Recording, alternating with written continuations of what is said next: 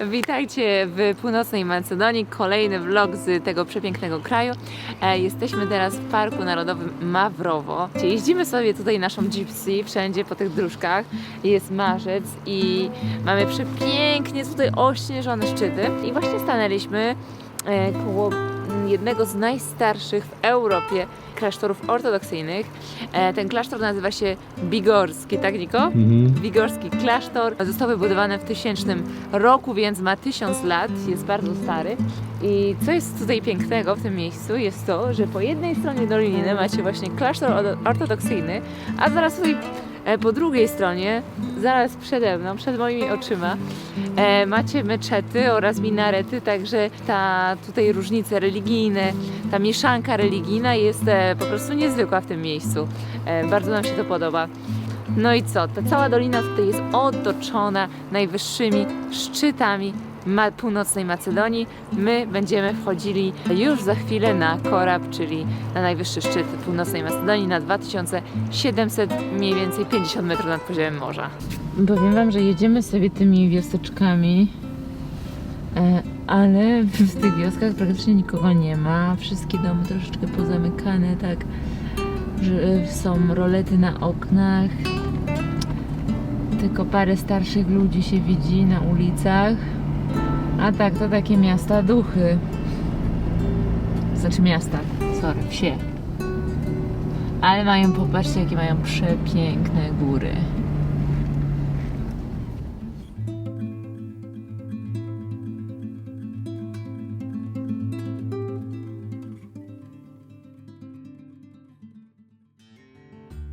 Z Parku Mavrovo pojechaliśmy wspiąć się na górę Korab z ekipą z Freeride Akademii z Zakopanego.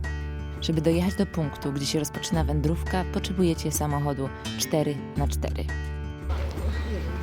Zaczynamy wyjście na najwyższą górę w Macedonii, czyli na Korab. Wszystko przygotowane, także jazda. Wyjście na Korab od strony macedońskiej jest o wiele bardziej dłuższe i męczące niż od strony albańskiej. Mieliśmy podejścia około 1700 metrów w górę oraz 13 km do szczytu. Co jest pięknego w tym masywie górskim położonym na Półwyspie Bałkańskim, to to, że nie ma tutaj praktycznie nikogo w górach. Skitury nie są tutaj popularne tak jak w Polsce czy na zachodzie Europy. Oprócz naszej grupy spotkaliśmy tylko 5 osób i to również z Polski. Zaraz za mną macie Albanię. Także góra Korab jest na granicy Albanii z północną Macedonią. Może jak będziemy w Albanii, to spróbujemy wejść od strony albańskiej. Nie udało nam się, my jesteśmy, wiecie, z dużą grupą tutaj z Freeride Academy.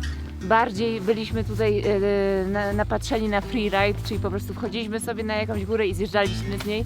Dlatego no Korab ciężko było nam zdobyć. Byśmy musieli cały czas od rana ciągnąć aż do góry, do Korabu, a tak to stwierdziliśmy, że zjedziemy parę fajnych linii.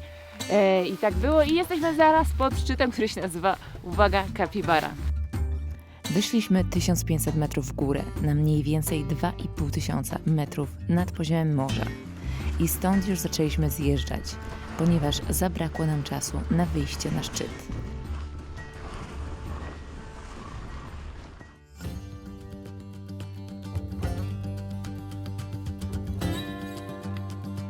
Z Parku Mavrovo pojechaliśmy w stronę jeziora Ochrydzkiego. Jest to jezioro znane nie tylko ze swojej pięknej scenerii, ale także ze swojej unikalnej przyrody i bogactwa biologicznego. Jest jednym z najstarszych i najgłębszych jezior na Bałkanach, osiągając maksymalną głębokość około 288 metrów. Jego wody są krystalicznie czyste i mają niezwykle wysoką jakość. Zaraz obok tego akwenu znajduje się Park Narodowy Galicice. Był piękny dzień, więc rozglądaliśmy się za ciekawym miejscem do kempingu właśnie w tym parku.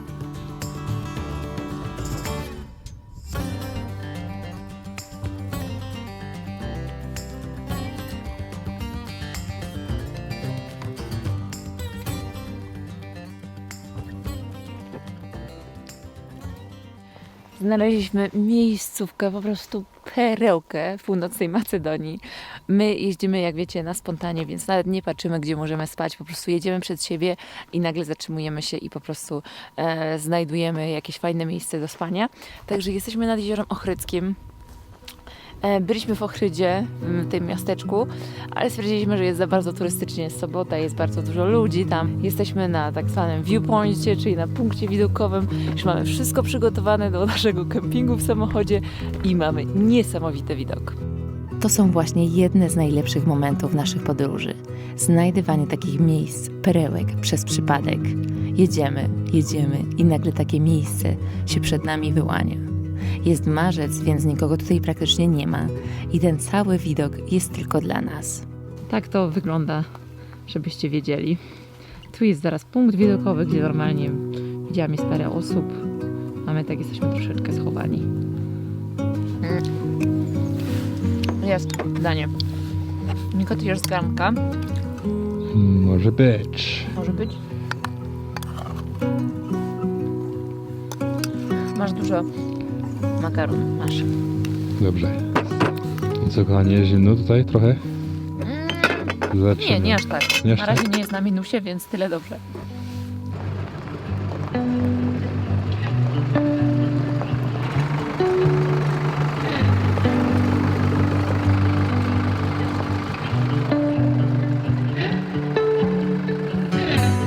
Dobra, gotowi do spania na tym przepięknym, dzikim kempingu.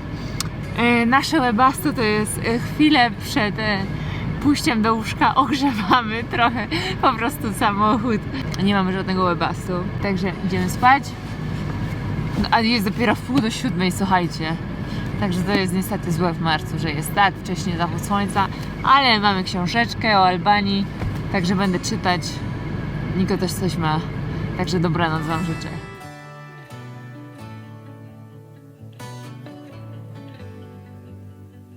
Oczywiście nie jest to komfortowe, tak jak van life, cały czas się schylamy, ale szczerze nie zamieniłabym tego na żaden van life, ponieważ van life to po prostu nie nasz styl podróżowania.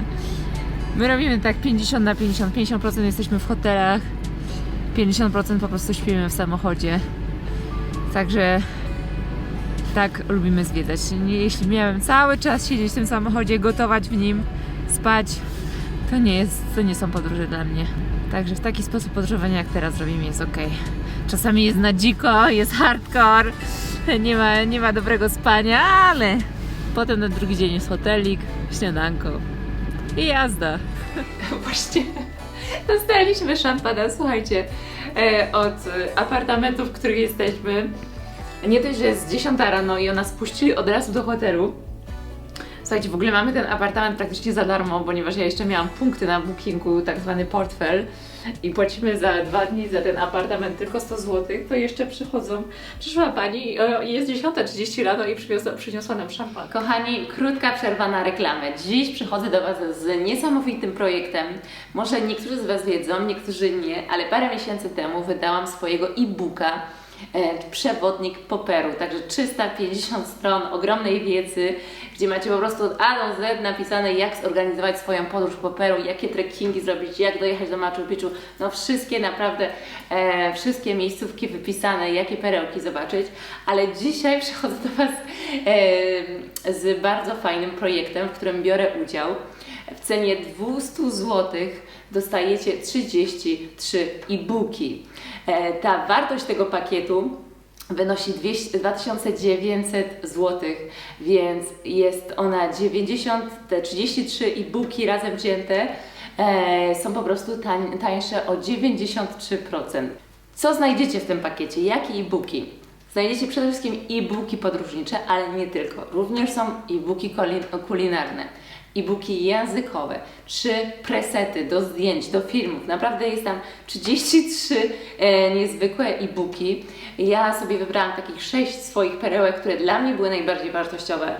Także ja sobie wybrałam, słuchajcie, 6 e-booków od twórców Los Italianos, którzy mają w tym pakiecie swój przewodnik po Maderze. Słuchajcie, jest to 500 stron niesamowitych perełek, zdjęć, przede wszystkim wiedzy, co zrobić na Maderze. Drugi przewodnik, Patagonia, jak zorganizować podróż na własną rękę po Patagonii, po Argentynie i Chile.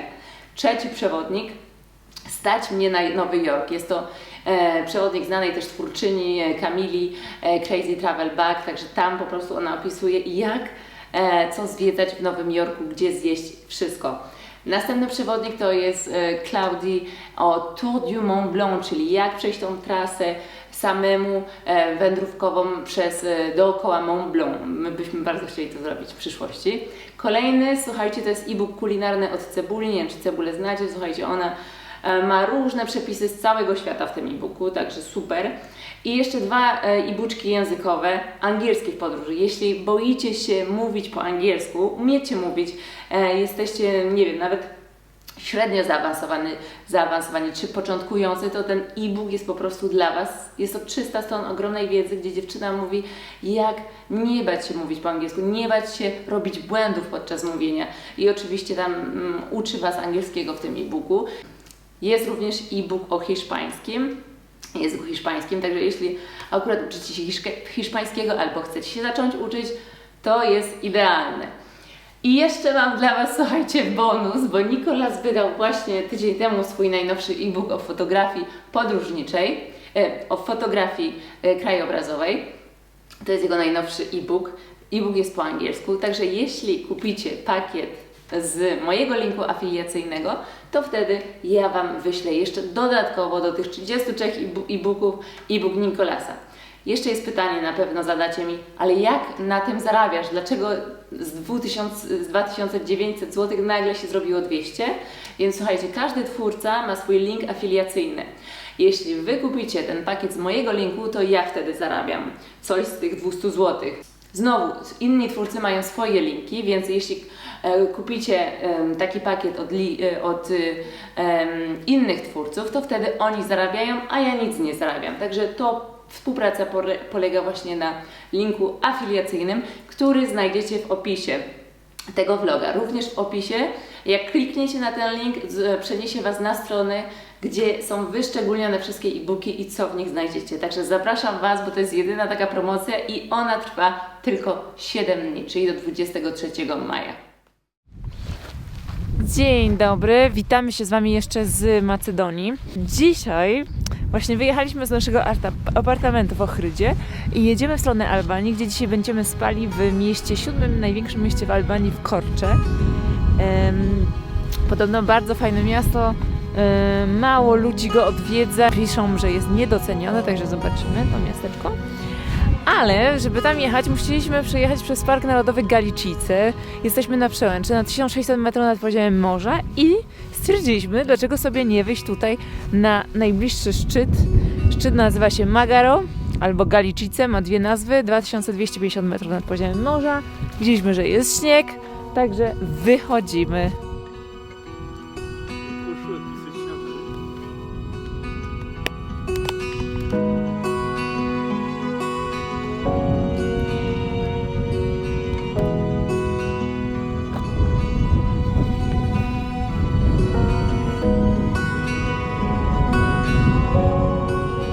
Na razie dochodzimy do linii śniegu, szukamy jej, ponieważ nie idziemy trasą letnią. Widzieliśmy, że możemy iść północną stroną, bo jakiś skiturowiec tam przed nami widzieliśmy na FatMapie i mówił, że właśnie fajna jest ta północna strona na wyjście na fokach.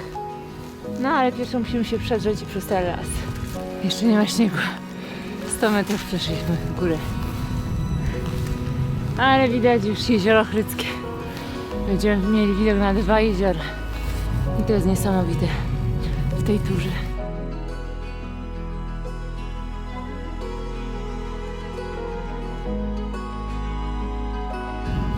Dobra, niedługo zakładamy narty. Po godzinkę. 270 metrów podchodzenia, czyli praktycznie połowa góry. Mamy 700 metrów do góry. Skitury z widokiem na tak błękitne jezioro oraz malownicze wsie położone na brzegu tej wody to unikatowe doświadczenie. Czuliśmy się troszeczkę jakbyśmy byli w Norwegii, a trochę jak gdyby w Chorwacji. A przecież to jest właśnie Macedonia.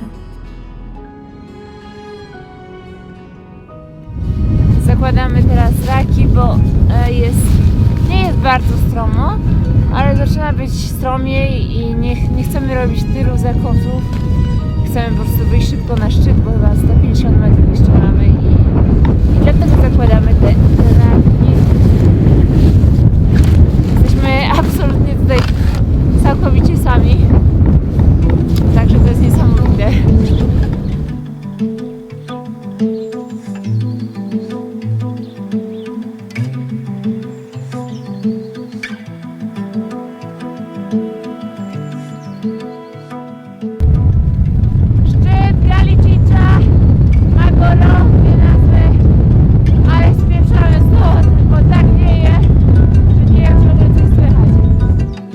Zjazd ze szczytu Mawrowo okazał się bardzo przyjemny.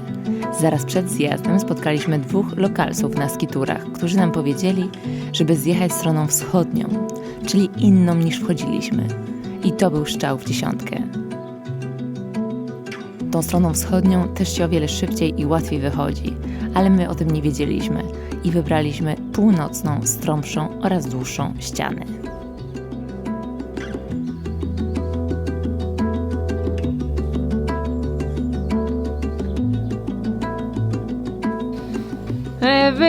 Wyrybka i po wyrybce. Ale było cudownie, naprawdę. Po skiturach pojechaliśmy od razu na przejście graniczne z Albanią. Tam mieliśmy mały problem z przepustką, ponieważ nie zabraliśmy ze sobą wydrukowanej zielonej karty. Nie wiedzieliśmy, że ją potrzebujemy do krajów bałkańskich. Jednak jeden bardzo miły celnik uwierzył nam na słowo, że mamy ubezpieczenie i po kilkunastu minutach nas przepuścił. Wjeżdżając do Albanii już czuliśmy, że zmieniamy kraje. Nagle na drogach spotykaliśmy pasterzy ze swoimi zwierzętami oraz mieliśmy niesamowite widoki podczas tak zwanej złotej godziny.